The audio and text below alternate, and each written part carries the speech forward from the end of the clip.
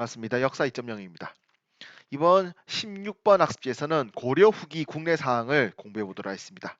16번은 17번의 고려 후기 대외관계와 서로 묶어서 또 하나로 만들 수 있는 학습지입니다. 중간중간에 나오는 하늘색 형광펜을 연결고리로 해서 16번과 17번을 묶으면 됩니다. 자, 그러면 여러분들 고려는 전체적으로 이렇게 볼 수 있겠죠.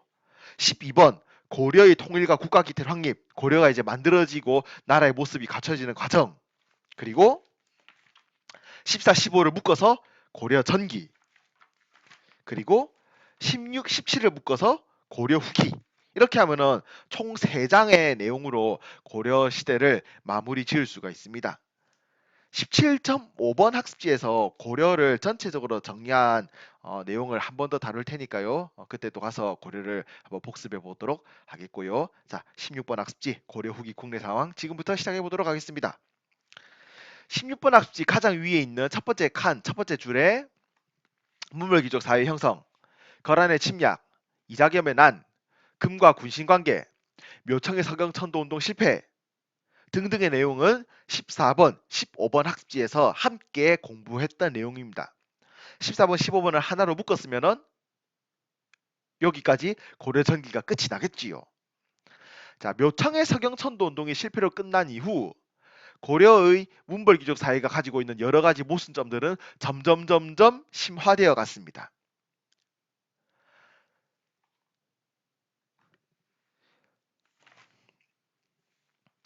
여기에 더해서 고려는 문벌귀족 사회 모순과 더불어서 또 하나의 불안 요소를 안고 있었습니다. 바로 문신에 비해서 무신에 대한 차별 대우가 너무 심하다라고 하는 점이었습니다. 고려는 문신들과 비교해서 무신들에 대한 차별 대우가 심하였고 하급 군인들의 경우 토지를 제대로 지급받지 못하는 등의 경제적인 어려움에 시달리고 있었습니다. 이런 무신에 대한 차별에도 불구하고 거란과의 전쟁, 여진과의 전쟁을 거치면서 무신들의 실력은 점점 상승되어 가고 있었습니다. 하지만 무신들의 실력 그리고 사회적인 지위가 점점 상승되어 감에도 불구하고 무신에 대한 차별 대우와 하급 군인들에 대한 경제적인 어려움은 계속해서 진행되었고 결국 이러한 문벌귀족 사이의 무신에 대한 차별 대우, 하급 군인들의 불만 등이 쌓이고 쌓였다가 1170년에 한꺼번에 폭발하게 됩니다. 이를 무신정변이라고 하는데요. 정중부 등의 무신들이 주도해서 문신들이 가지고 있던 권력을 힘으로 빼앗아온 사건입니다. 정중부 등의 무신들은 당시 고려 임금이었던 의종을 폐위시킵니다. 폐위란 왕에서 쫓아낸다는 뜻입니다. 의종을 폐위시킵니다. 그리고 권력을 가지고 있던 문신들을 제거하면서 권력을 무신들이 빼앗아오게 됩니다. 이리하여 무신정변을 계기로 무신들이 이끌어가는 고려 정권이 탄생합니다. 이를 무신 정권이라고 부릅니다. 무신 정권의 흐름은 크게 다시 두 단계로 나누어서 보면 되겠습니다. 첫 번째, 1170년부터 96년까지 무신 정권의 성립기, 그리고 1196년부터 1258년까지의 최씨 정권기입니다. 무신 정권의 성립기에는 권력을 둘러싼 무신들 간의 다툼이 계속되었습니다. 이 시기 무신들은 중방이라는 기구를 통해서 정치적인 권력을 장악하였고 도방이라고 하는 기구를 통해서 군사적인 힘을 차지하였습니다. 하지만 권력을 둘러싼 다툼이 계속되면서 이 시기에 무신 정권은 불안하게 유지가 되었습니다. 무신들 간의 끊임없는 다툼 끝에 최충원이라고 하는 사람이 무신이 권력을 잡습니다. 최충원 시기부터의 무신 정권을 최씨 정권 혹은 최씨 무신 정권이라고 하는데요. 최충원 이후 계속해서 최씨들이 권력을 세습함으로써 고려의 전국이란 정치 상황을 말하는 겁니다. 고려의 전국은 안정되었습니다. 최충원은 교정도감이라는 기구를 설치하여서 정치적인 권력을 장악하였고 무신 정권 성립기에 설치되었던 도방이라고 하는 기구를 부활시켜서 자신의 군사 기반으로 삼았습니다.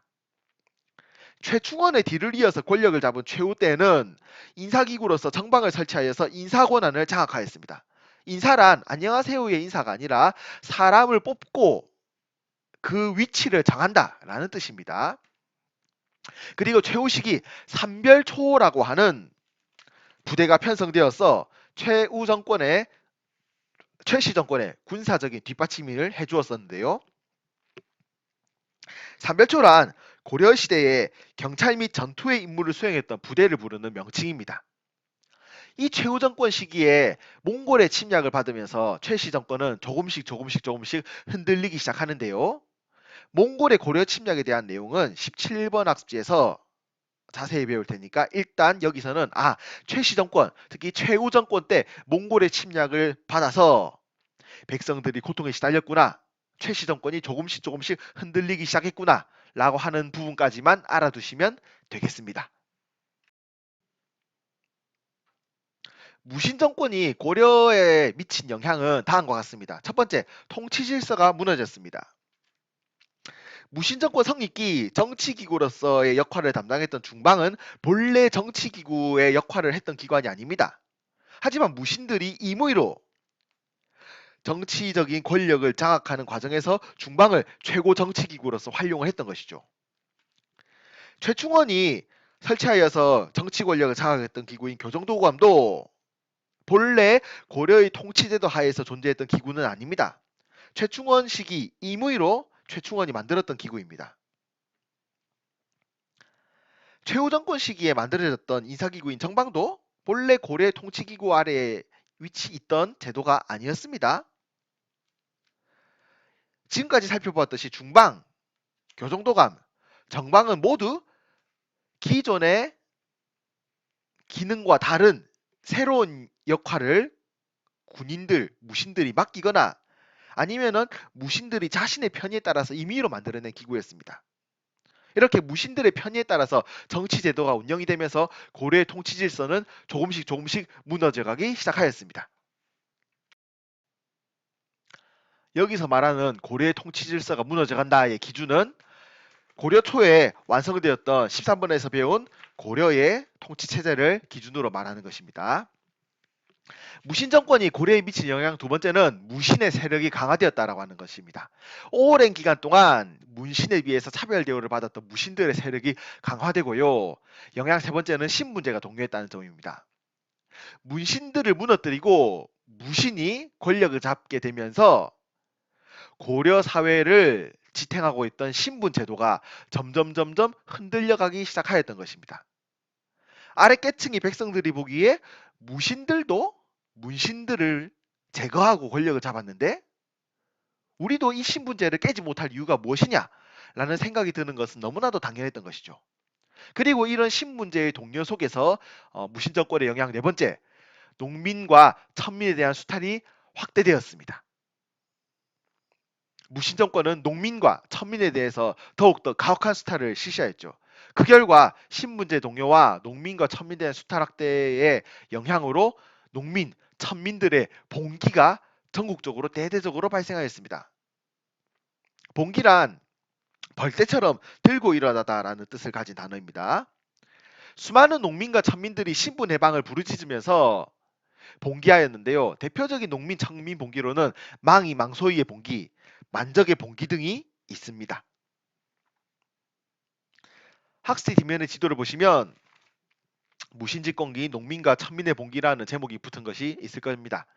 네, 무신집권기 각 지역에서 일어났던 봉기의 모습들 그리고 여러분들이 망이 망소이 그리고 만적 정도는 이름까지 제대로 기억해 주시기를 바랍니다.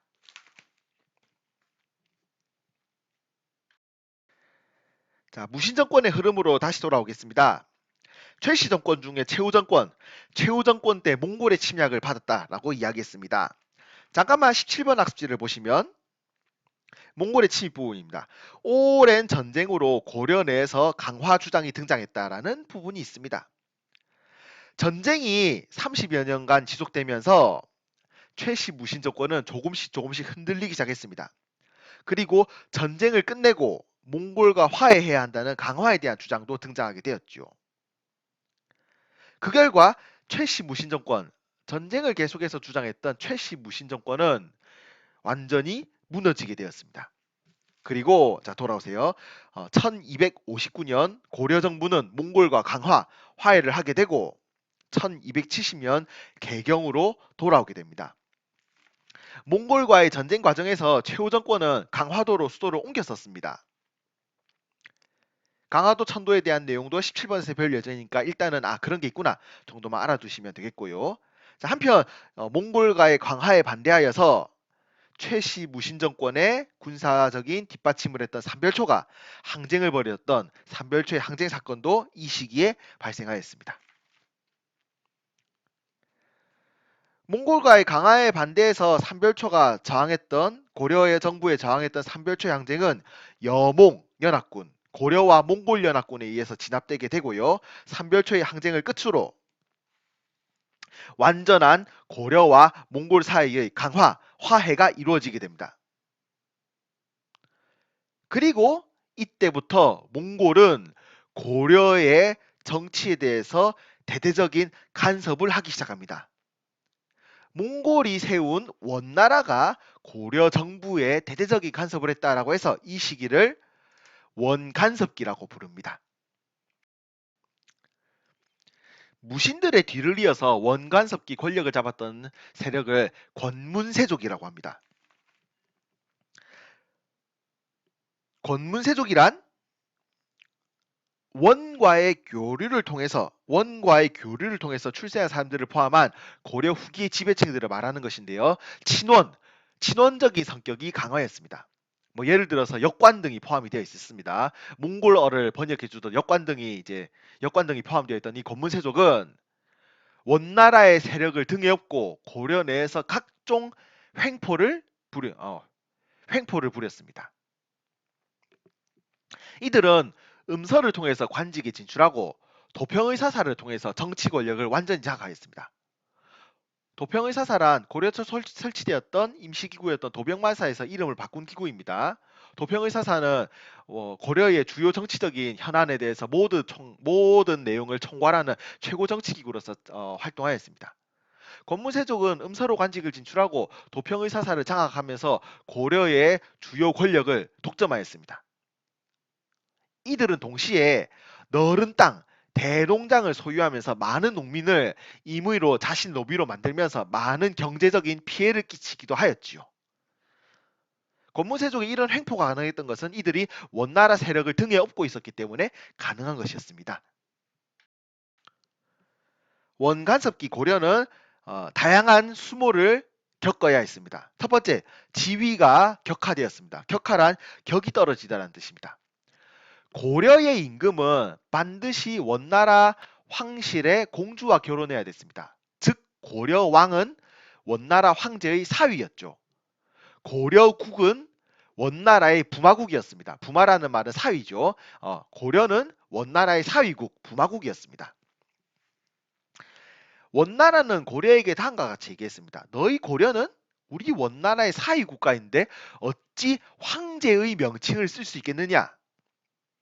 너희 고려 왕실이 사용하는 각종 호칭과 고려 내의 각종 관직의 명칭의 격을 떨어뜨려라는 요구를 하게 되고 고려는 이를 받아들일 수밖에 없었습니다. 고려 왕실의 호칭과 관청 명칭이 원나라의 요구에 의해서 격화되었던 내용이 교과서 45쪽에 나와 있습니다. 고려의 최고 기구였던 중서문화성과 상서성이 첨입으로 격화됩니다. 고려의 중추원이 원나라의 요구로 밀직사로 격화됩니다. 고려의 행정기구였던 육부가 사사로 격화되었습니다. 고려 내에서 임금을 불렀던 폐하는 황제에게 쓸 수 있는 명칭이죠. 폐하라는 명칭이 왕에게 쓸 수 있는 전하라는 명칭으로 한 단계 그 격이 떨어졌습니다. 황제의 아들에게 쓸 수 있는 용어인 태자라는 용어가 왕의 아들에게 쓸 수 있는 세자라는 용어로 격화되었습니다. 이렇듯 원간섭기 고려는 부마국으로서 각종 명칭이 그리고 호칭의 격이 떨어지게 되었던 것입니다. 이런 호칭의 격화와 더불어서 원나라는 고려에 대해서 각종 자원 수탈을 일삼았습니다. 여성을 바칠 것을 요구하였고요. 이를 공여라고 합니다. 여성, 공여뿐 아니라 금, 은, 인삼, 매 등의 각종 특산물 또한 원나라가 요구하면 고려는 갖다 바쳐야 했던 사항이 지속되었습니다. 동시에 고려는 수많은 영토를 빼앗기게 되었습니다. 원나라는 화주 지역의 쌍성총관부를, 서경 지역의 동령부를, 제주도의 탐라총관부를 설치합니다. 각각 화주, 서경, 제주도 일대를 다스리는 기구입니다.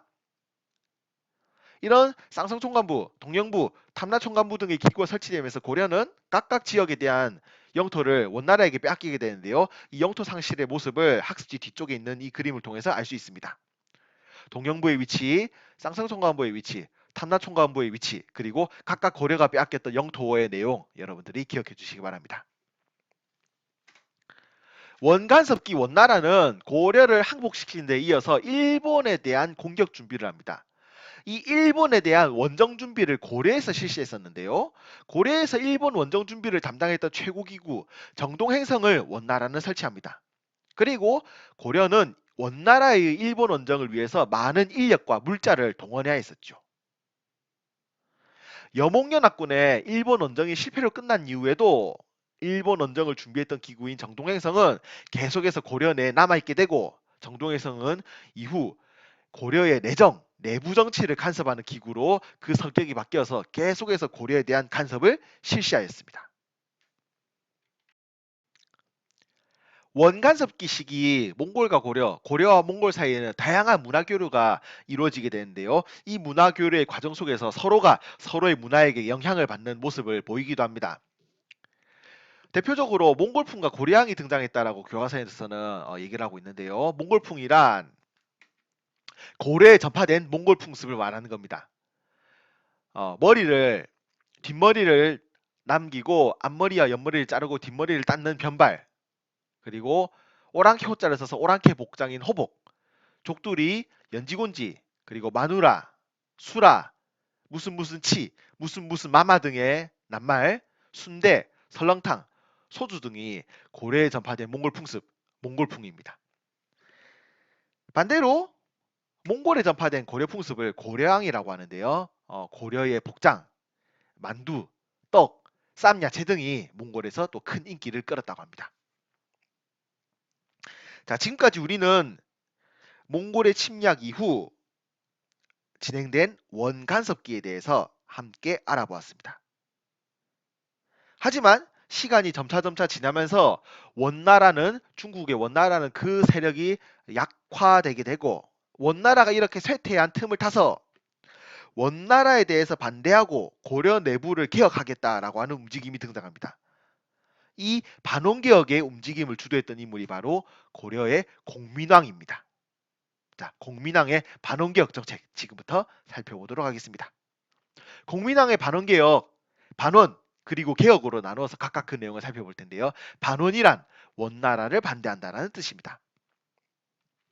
원나라가 쇠퇴해진 틈을 타서 공민왕은 기철 등 권문세족들을 제거했습니다. 그리고 고려 내부의 정치를 간섭하던 정동행성, 특히 정동행성에 속해 있던 기구 중에서 이문소라는 기구를 폐지함으로써 원나라의 간섭에서 조금씩 벗어났습니다. 그리고 원나라가 빼앗아갔던 쌍성총관부를 공격하여서 천령 이북의 영토를 회복하였는데요. 이 영토의 모습은 조금 이따가 지도를 살펴보겠습니다. 그리고 원나라에 의해서 격화되었던 관직제도의 명칭을 원래대로 복구하는 관제복구를 실시하고, 고려 내에서 유행하던 몽골 풍습, 몽골 문화, 몽골풍을 금지하는 조치를 실시하였습니다. 네, 고려 공민왕이 쌍성총관부를 공격하여서 천령 이북의 영토를 회복하는 모습을 나타낸 지도입니다. 자, 이런 반원 정책과 더불어서 공민왕은 고려 내 여러 가지 문제점을 고치기 위한 개혁 조치에도 나섭니다. 우선 정방을 폐지하였습니다. 최후가 설치했던 인사기구인 정방은 원간섭기에도 계속해서 남아 있었습니다. 그리고 원나라의 힘을 등에 업었던 권문세족이 이 정방을 통해서 인사권을 마음대로 행하고 있었죠. 공민왕은 정방을 폐지함으로써 권문세족이 차지한 인사권을 되찾습니다. 그리고 교육제도, 과거 제도를 정비하면서 이 권문 세족과 대립할 수 있는 새로운 세력들을 등용하게 되는데요. 이들을 신진사대부라고 합니다.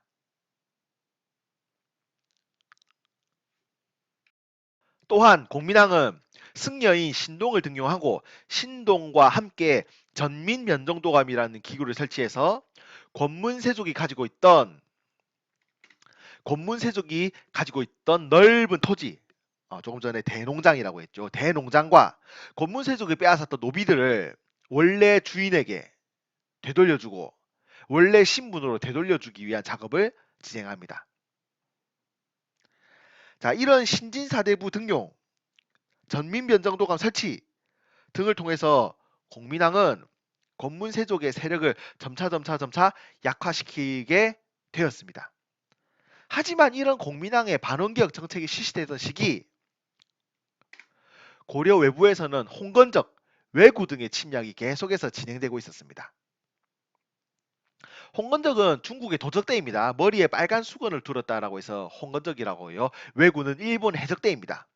공민왕 시기 홍건적과 왜구가 계속해서 고려의 국경선을 침입하면서 전쟁이 지속되었고 공민왕은 개혁에 어려움을 겪게 되었습니다. 전쟁 때문에 개혁에 집중할 수가 없는 상황이었죠.